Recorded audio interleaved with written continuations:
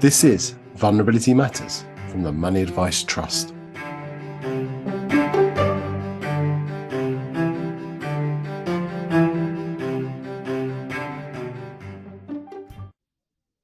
Hello, Tim. Welcome to Vulnerability Matters. We're really delighted to have you here today. How are you? I'm fine, thank you. Super. Yeah, so just to say, my name is Tim. I was born deaf and I'm a British citizen. And since the age of 15, I've been a British Sign Language user. So I started learning it really when I was 15. I have a disability, communication disability, or difficulties with people when we're speaking or they're speaking and I don't understand them or I can't access what they're saying. So that's a little bit about me. We're very grateful. Tim, this is the first video episode of Vulnerability Matters. I'm delighted to see that you've dressed up for the occasion.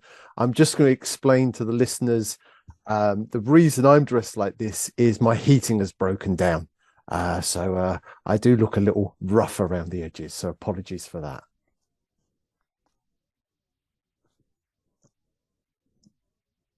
All good. Good. And this is also the first episode of Vulnerability Matters we've done in British Sign Language. And I'm really hoping today that Tim and Sam, our interpreter, can take into account my very bad habits when it comes to British Sign Language, which is waving my hands around too much, speaking too quickly, and interrupting. I'm going to be on my best behavior today, Tim.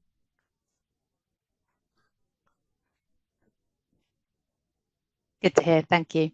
Fantastic. So, Tim, tell us a little bit about growing up as a deaf child.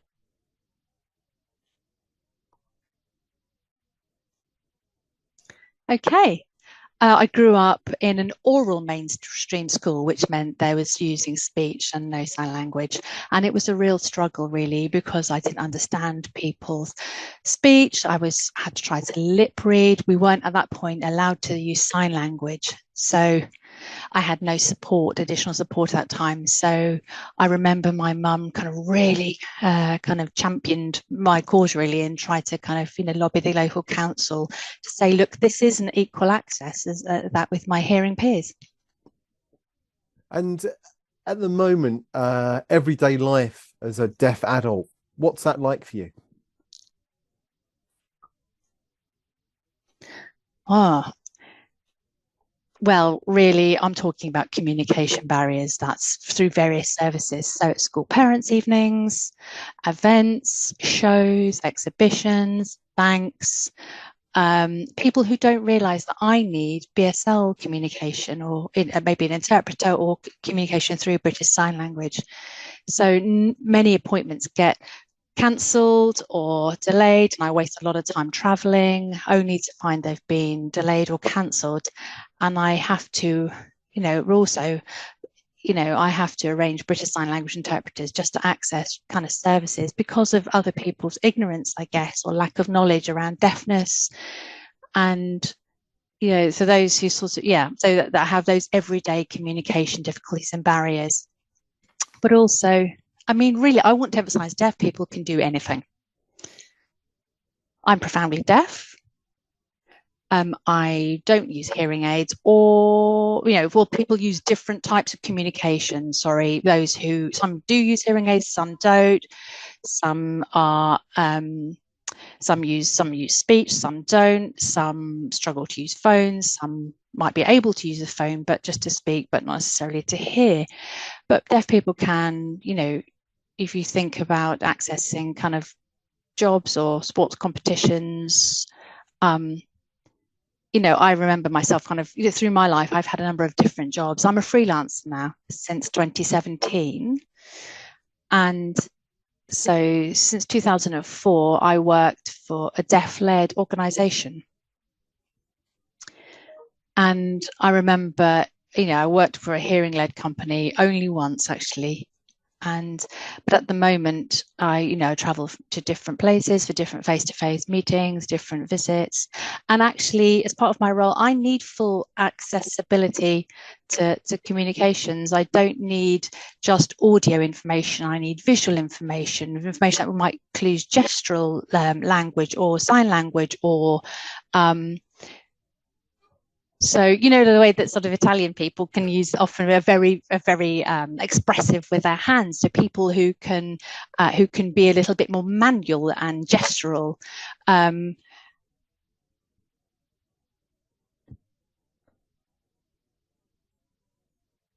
So I know some people, that they have been able to sort of interrupt or have a way of communication so that you can, if you're using intercoms, so for example, if I even just going into a building, they have an intercom, it's all reliant on speech and just being able to access things equally. Or when I encounter screens or information, as I say, information points or letters, broadcast television, a lot of it doesn't have, or some have subtitles, some don't, some have in vision or interpreters, you see them in the corner.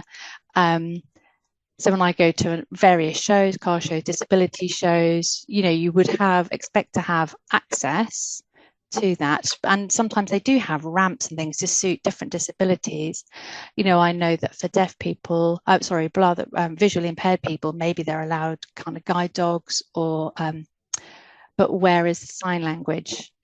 So for those who need this extra communication, there are a lot of materials that are offered by companies who say we can provide additional communication, but it may be in Braille, it may be large print, and it's text-based.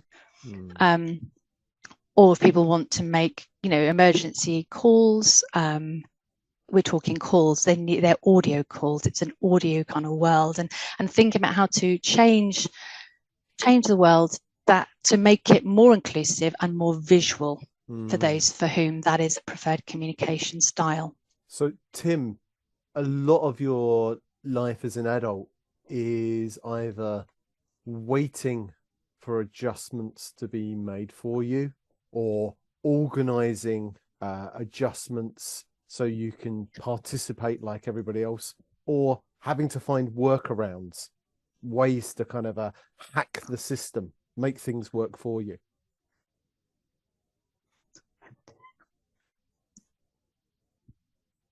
Yes. Yeah, I mean, I tell people, I explain things, but sometimes there isn't any follow-up or yeah, a lot of people just don't have any knowledge about how to work with a deaf person, a deaf client. So as you say, the onus sometimes is on me to kind of inform people what to do, to maybe use their bodies, their facial expressions, to be more visual, more gestural. There are a lot of deaf who are native users of British Sign Language, and some really don't access written English in any way that is necessarily meaningful. And so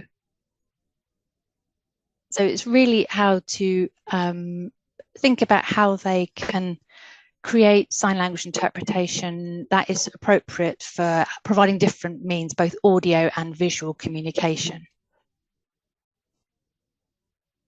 So actually, sometimes that can just mean companies can book an interpreter. I can tell them, maybe give guidance on that, but then the onus is then bounced back to the deaf people to have to pay for the interpreter. So then there are additional costs incurred then. Yeah, it's and this is a world that you've been in, obviously, since birth as a child. It must be very frustrating, very tiring, very emotionally draining to be doing this every single day. Exactly. That's right. And I'm not the only one. Think about, it's not just even in the UK, we're thinking worldwide. These are the issues that deaf people encounter. Okay. Let's talk about written information. Let's talk about how the world interacts and engages with you, Tim. What assumptions do companies make about written information and deaf customers?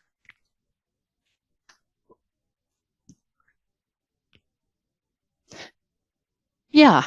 I mean, their assumptions are, I think, really out of date. They're old fashioned. I think they're potentially even based on 100 years, kind of, out of date. So some people say, oh, it's fine, we can rely on passing notes back and forth, and we can rely on written communication. That's still an ongoing issue. And I'm thinking, with the internet, communication via the internet or using phone calls, that some people don't, as it explains, some people don't access written English. So because most deaf, who use British Sign Language, well, it is as their preferred language, it is a very, very different language. Others, deaf people, might use a form of sign language called sign-supported English, or they might be oral, so they're speaking. But you can't just assume, oh, deaf people are like this and have one group. There are a variety of communication preferences. And as I say, British Sign Language and English has a very, very different syntax, word order, structure. It is a very different language. So BSL, so it doesn't really, it has its own vocabulary. It doesn't follow the English order and word order, and there isn't necessarily even a sign for English match. So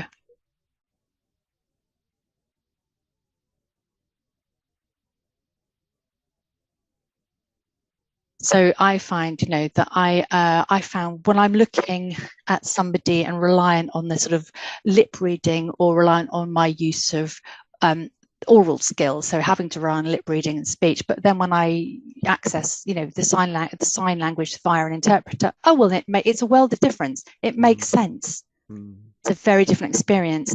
So, maybe sometimes you've seen a website and it's absolutely chock full with English text.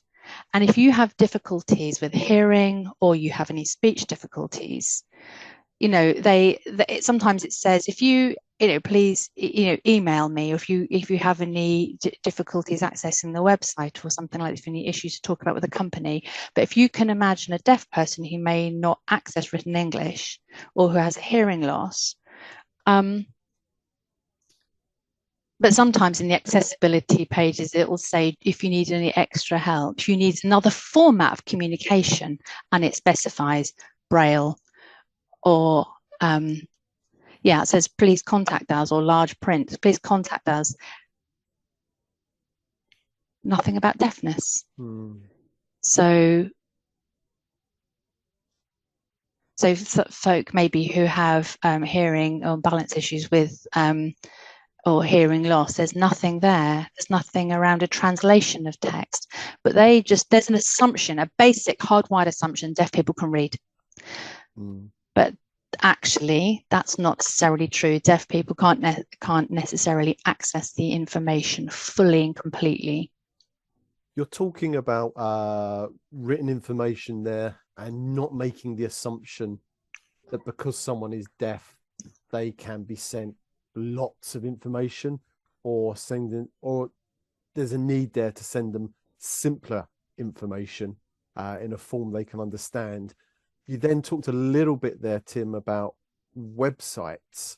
Are there specific things that can be done on websites to help deaf customers in terms of the way information is presented or communicated?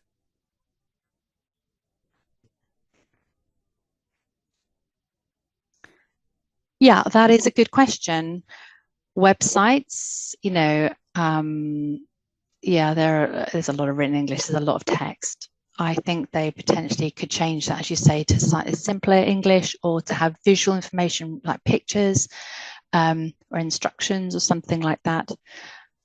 And actually include sort of embedded sign language on the page. Potentially adding a QR code which would direct somebody to a pre-recorded information, or some translation. Not necessarily, can I just say that interpretation and translation are different tools here. So something that has been, so interpreter is actually a kind of, they hear something, it's on the hoof, adaptation to sign language. A translation is something that has been read, digested, considered, and has been created, language that was created specifically for that product. So it's a different kind of communication tool. Absolutely. So we have embedded video. I'll mention Signly. There are other options as well that exist out there, and they will translate material on the website into British Sign Language.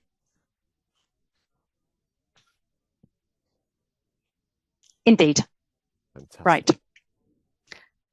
But also you forget spoken language. You know, you have Google Translate, right? So a lot of people are using that now, or being able to translate.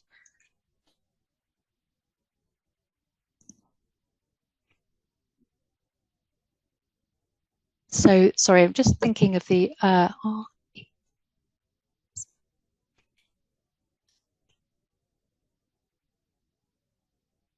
Recite Me. Recite Me. Again, it's another sort of a separate program. So that means you can include sign language or that's a way to adapt pages for people who want to modify the look and the colors. And there are different tools, you know, you can have for people with sight loss, but for where's the sign language, I keep coming back to this, where's the sign language, or WCAG website. So it's has accessibility guidelines. They've already kind of spoken on this and say that we need to have more sign language included in website content. So WCAG, for the listeners, are standards, web standards around accessibility, and Recite Me is an accessibility template that allows users to adapt websites to a different range of disability needs. But Tim said something there that was very interesting, and that was Google Translate. So a question for you, Tim, is there a BSL version of Google Translate? And if not, why?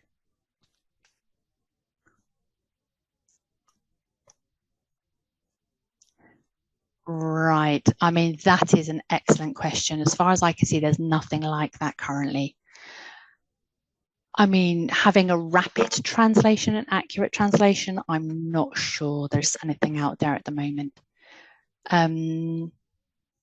So I think sign language has not yet actually at this stage to translate a full page, for example, of English or text rather into a rapid and accurate translation to British Sign Language. It's kind of I have to say to listeners that Sam looked slightly worried. Sam's our interpreter, about there being a Google Translate for BSL. We don't want to put you out of business, Sam. It's,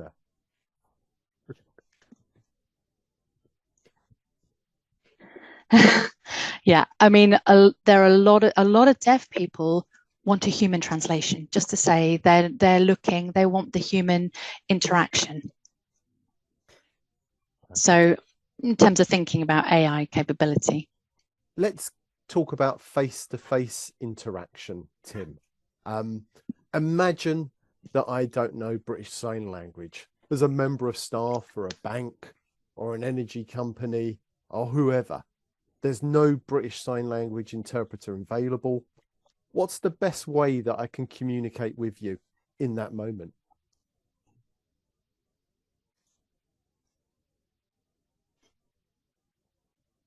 another good question.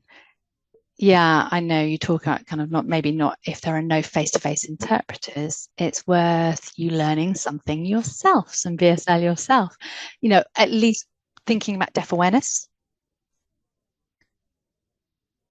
the legal policies and the Equality Act, the Accessible Information Standard to link to healthcare and hospitals, the BSL Act 2022, which was passed 2022, if there is information out there. So if you don't have access to a BSL interpreter, there's information on the internet.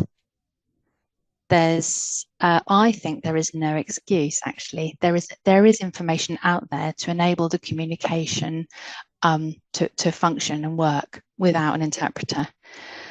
I think, people can learn basic sign language, would actually to build up their confidence when they meet their deaf customers or consumers, and so that communication can be battered.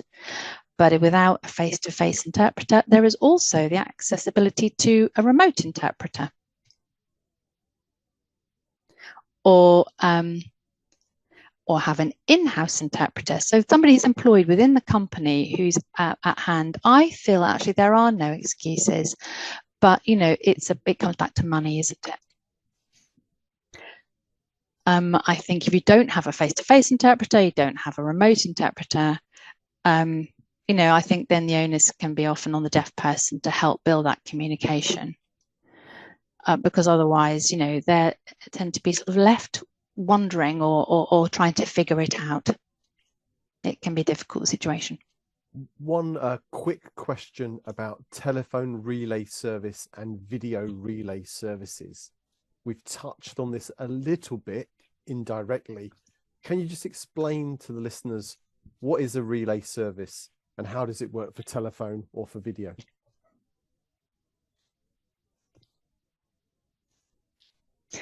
Great, yeah. So it depends on your mobile, on your device. So, but a relay, it can. So I remember the old phones, they weren't compatible with a video relay service or telephone relay service. But a relay can comprise of many different things. So you need some equipment or an app, and everything else you can imagine has changed dramatically. So historically, people would have to type in a number, a full number, a very, very long number. Then that would be directed to an operator. In the past, they work on a skilled and trained operator, but now that they're sort of on the decline, they would do a form of re-speaking. So then that would be connected to a company who would go back to the operator.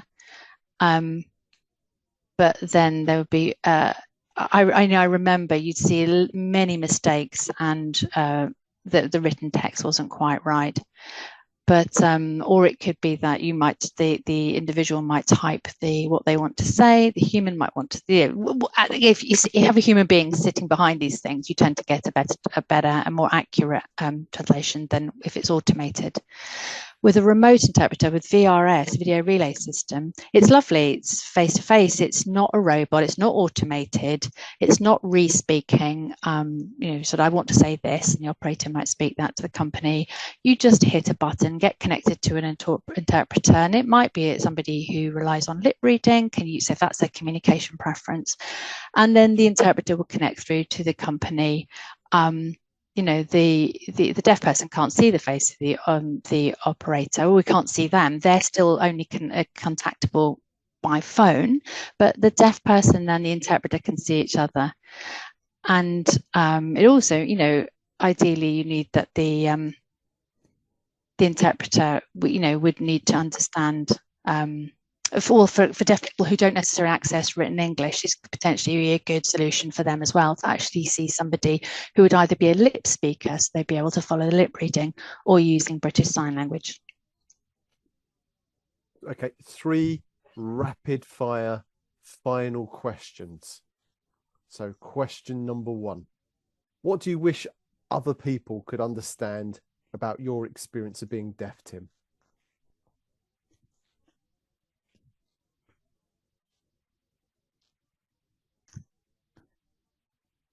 I mean, ideally, I'd love them to understand kind of BSL, really. And different types of deafness, that not everybody's the same. They think so. There's again the assumption, as we've talked about, that people have good English, that they can maybe use the phone. So they sometimes they keep calling deaf people via audio calls. So those maybe with. So there are other deaf people who are oral, who prefer to use speech. They like to, so they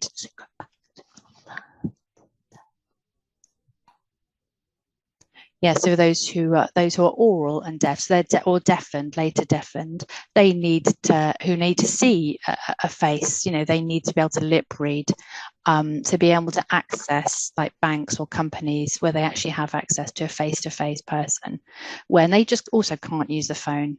So those who are maybe later deafened at the moment, they're thinking about lots of companies, complaints procedures. Say, call us. How do they think deaf people are going to access that? Yeah, hearing people can, deaf people, deafened people. You have this kind of scale of different people, and in terms of wanting kind of access for all. Okay, nearly there. What's the best thing about being deaf?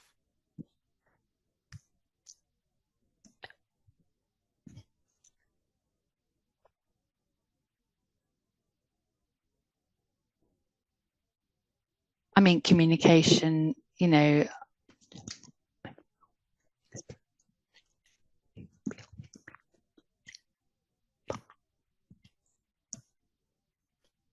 Okay, so the BSL Act, that's in terms of thinking, looking back through my life, this BSL Act in 2022, we actually had our legal recognition of our language. That was a really powerful moment, but I'd like to see kind of what happens as a result of that for an increasing provision from different services.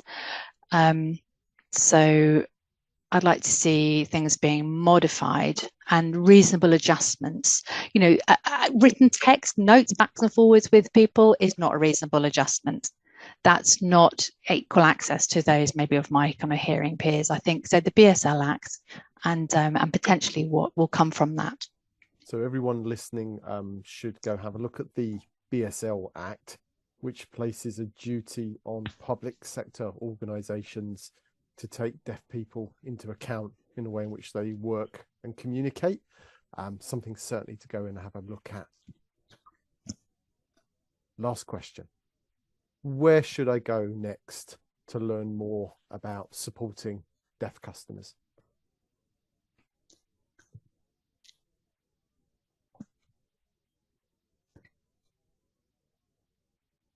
I mean, you could meet deaf people where they're at, deaf pubs, deaf events, BSL part, there's all sorts of, different events, football, rugby, kind of checking out sort of, having deaf and hearing people together where you can understand sort of the atmosphere. And also I want to talk about coders. So CODA, children of deaf adults, those who are hearing but born with maybe deaf family members who are native users of BSL.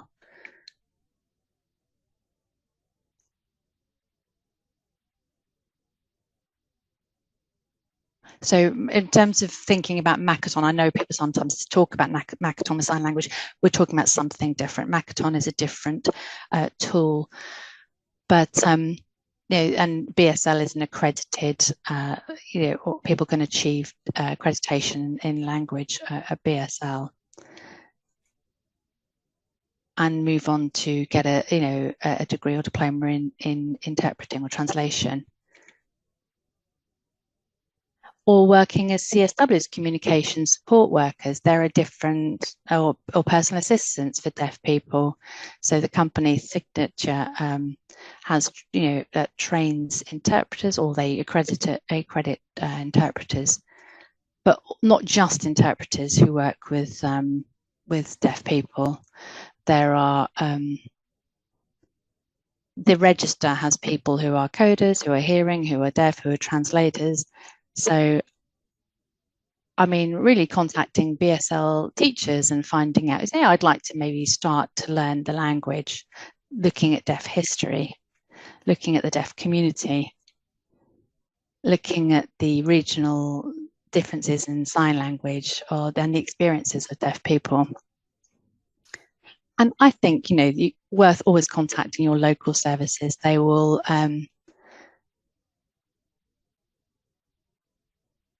or maybe access a biography of a deaf person who can talk about what it's been like for them to accessing kind of services and benefits and the barriers and things that they've experienced. But I think it's really important to to survey to native BSL users, to ask them to access, and to have them involved in the research at the point that you're creating content, but finding out about their experience, their language, that's critical. Then to say BSL isn't kind of a super standardized kind of form of language. Like any language is very organic, and it changes kind of regional and with the individuals and their communication preferences. Some people use their voice, some people, it's on a sort of spectrum of use as well. So it's worth finding out who they are. Fantastic. Well, that's been so helpful. The advice there is to immerse yourself in deaf culture, talk to deaf people. And Tim, I look forward to your autobiography on your life, your work, and your continuing contribution to deaf awareness. Thank you very much for your time today. You're welcome. It's been my pleasure. And I hope as a result of this that people have a better understanding of the kind of the legal protections and provisions for BSL. So thank you very much.